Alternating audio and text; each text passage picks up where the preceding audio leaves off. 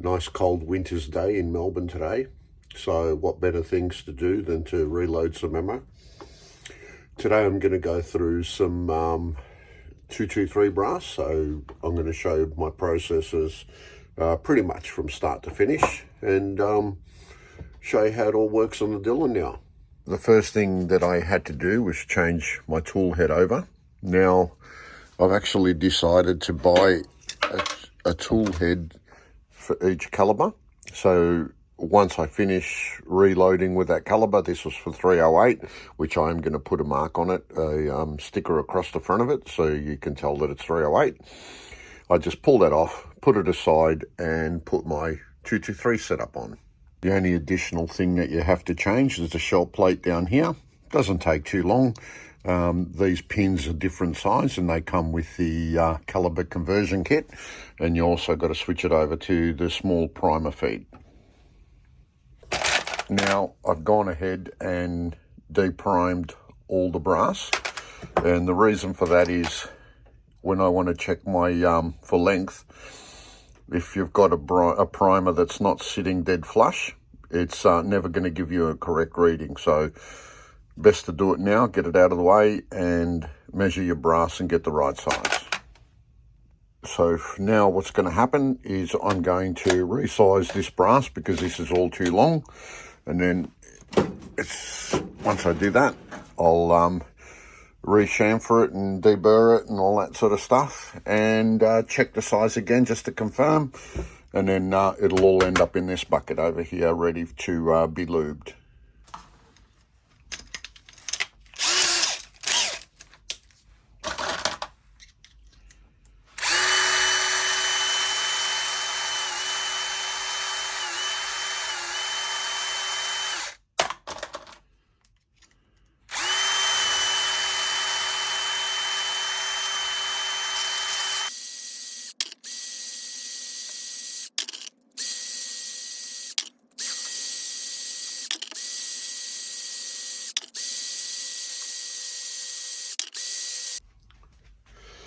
So now we'll just recheck again, make sure that our lengths are fine and not too long.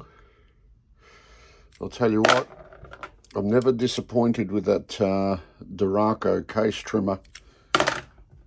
They always come out within 0.01 or 0.02 of each other, so you got to be happy with that. Excuse my voice today, I've got a bit of a cold. We'll give them all a quick deburr and chamfer.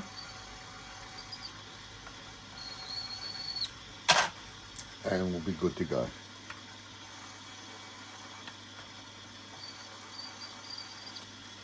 I'll tell you what, this thing here is a lifesaver.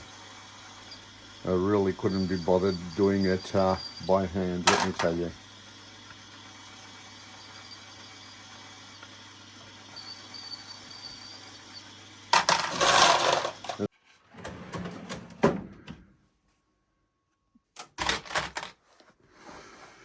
So, length check, deburred, ready to go. The one thing I didn't mention earlier is that I have annealed this brass already. So the first thing I do when my brass comes back from either a hunting trip or the range, I run it for about 15-20 minutes in a corn cob, and that's basically if I've gone hunting, if it's gone on the ground, if it's gotten any dirt on it, just to save the dyes. I don't wet tumble, I don't do any of that. I found it doesn't do anything. If anything, it gets rid of the coating on the inside of the brass and makes it harder to see the projectile. Now today we're doing Sako brass, and this is for hunting rounds, and straight after this I'm going to go into some Starline browns, which is my range brass. But let's keep going. Yes, I'm still using this, I'm going to call it contraption. I have somewhat got it to work a little better. Is it perfect? Hell no. But it is what it is for now. Until I find something better, this is what I'm stuck with. I'll do for now.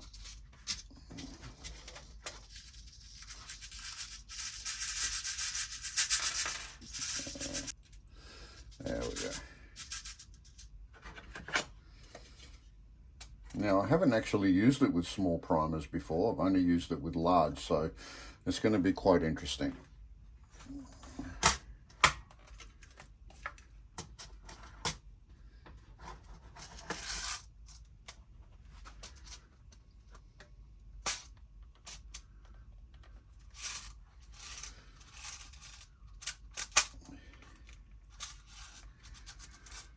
Okay, and put a small primer tube on.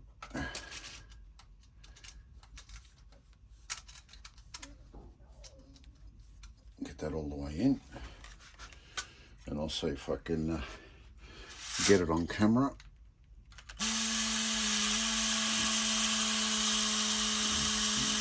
Well, it's actually working okay on the with a small primer tube. I'll tell you what, I don't get this success with the large primers. Let's give it a shake. Pretty simple process now. I'll just pull this rod out. I'll just sit it over the top.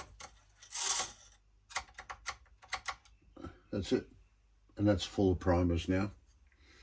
Just check that the tube's empty. Definitely is. And we'll flip over the low primer alarm. There we go. And we're full of primers. Perfect. Our next job now is to swap out the powder in the SuperTrickler.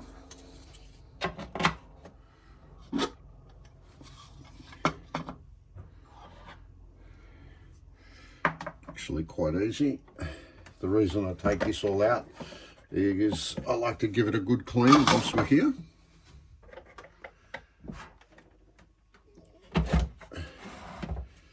And that's why it's got cutouts here, so I can get to the powder nozzle at the back.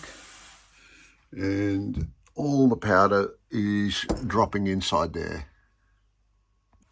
For the next part, I'm going to sit this back in here. And then I will take it out again, but that's just to stop any powder coming forward. So what I'll do is I'll pick it up and I'll make sure that all the powder has come out from inside the tubes. Put that there. Inspect the tubes. To inspect them properly, we'll pop this back out again.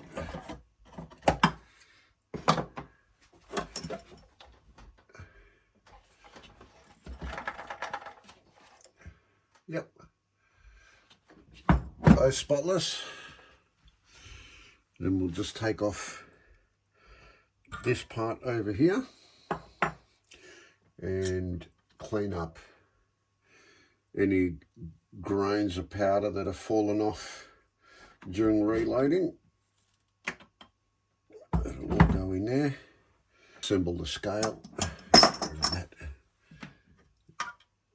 A couple more granules of powder there. We'll get rid of that.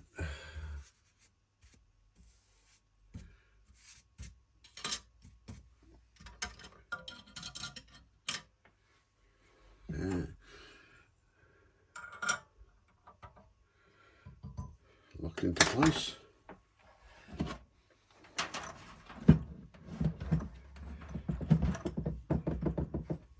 Done.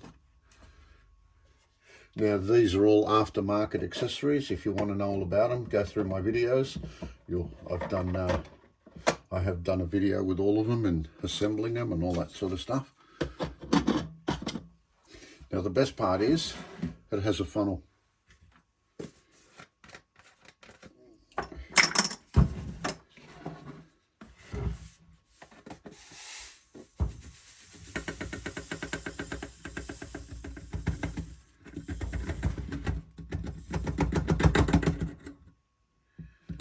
Perfect.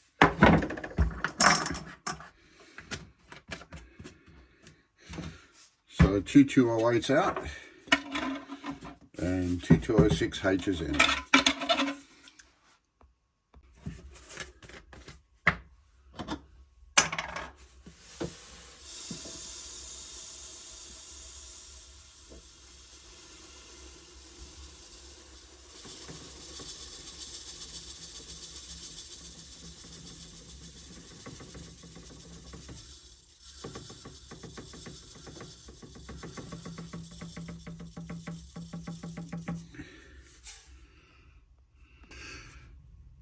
If you move your SuperTrickler, it's always important to make sure that you level it again. And another thing that I do is always keep the empty bottle of powder next to the machine, and that always tells me what powder I used in there last. In this next part now, I'm going to be doing two things at once. The first thing is I'm going to be lubricating my brass, which I use two things. I lubricate the neck with this Imperial media, which I find fantastic, and it's more for making sure that the neck's properly lubed in and out, and that the projectile will sit easier. It's going to get resized easier, and for that reason. And for the rest of the case, I use ballistic case wax. I've been using this now for a couple of years and I absolutely love it. I wouldn't use anything else. Now, at the same time as I'm doing that, I'm going to solve the mystery of the shot glasses for some of you that haven't seen a previous video. And that's actually not that much of a mystery. Because I like to use a powder system on my, the funnel system on my Dillon, I don't like to use the powder measure for rifle. Instead of waiting for the machine to drop a powder charge for me every time, I fill up all these glasses over here with gunpowder at the exact amount, and I do one for one. One out of the machine, one out of the shot glass. That way I can continue going and I can load 80 rounds in no time.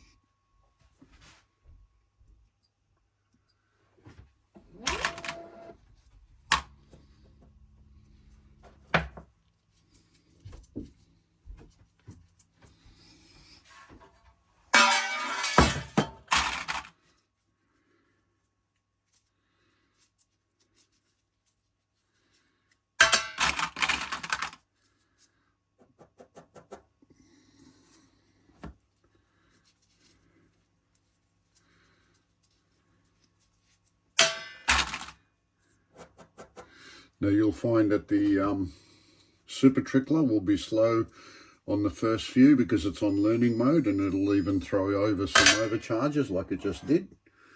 Just throw that back out, but within 2 or 3 the learning system will get it to work perfectly. In the meantime, we'll lube our brass.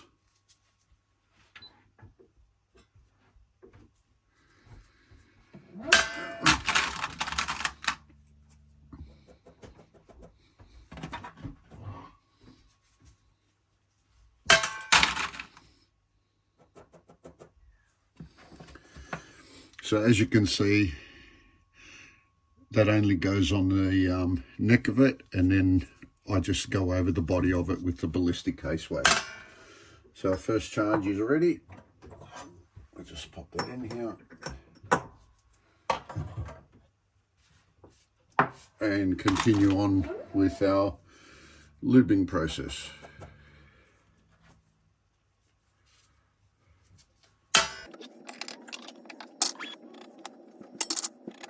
Just go through the stations before I start.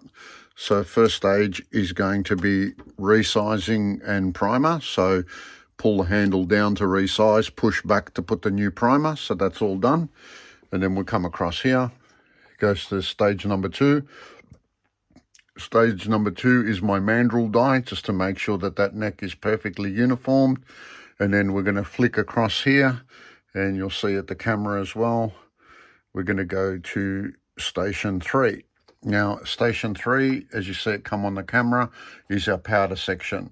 Now, the whole reason for the camera is when I come back down from the handle, if I stop for whatever reason, and I want to make sure, if I just quickly glance, I can see that there's powder there, and I can put my projectile in. Once you're working, it's okay, but sometimes you have to stop for something and you just turn back to it and you think, did I put powder? Just a quick visual check, and you know you're good to go. And then the final stage is going to be seating across there. It'll come across the seating, and then it'll drop out into the chute here complete. So let's get cracking. So we'll put in our first bit of brass, and we'll resize it. We'll come back, we'll push backwards and get the primer in, and I'm going to do an inspection to make sure that the primer has been seated well enough into the case, and that's definitely happened there. So we'll move on to the next section.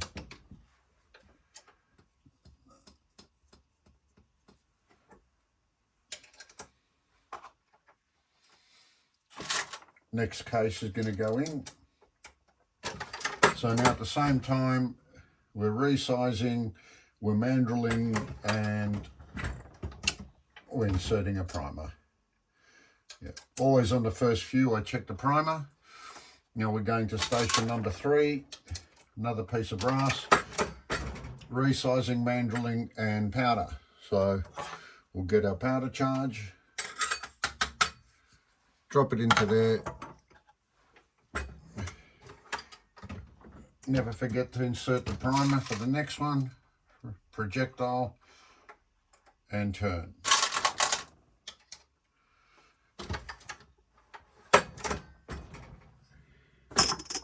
Now, because we're waiting for our powder measure to load up, we'll use one of the shot glasses.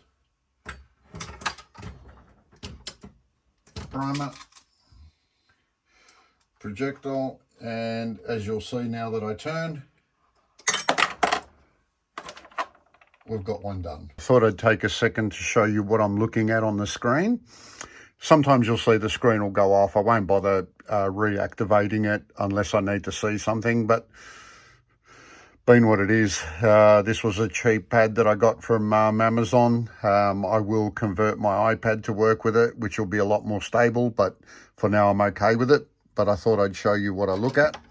So every time I pull it down and I put some gunpowder in, we're just looking at one station basically, and that's this station over here. And you can clearly see that the gunpowder's in there.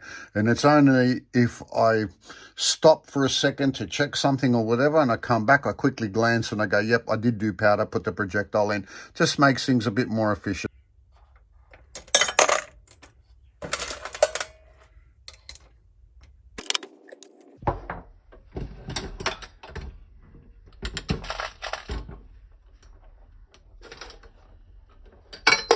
Our final result. Very happy with that.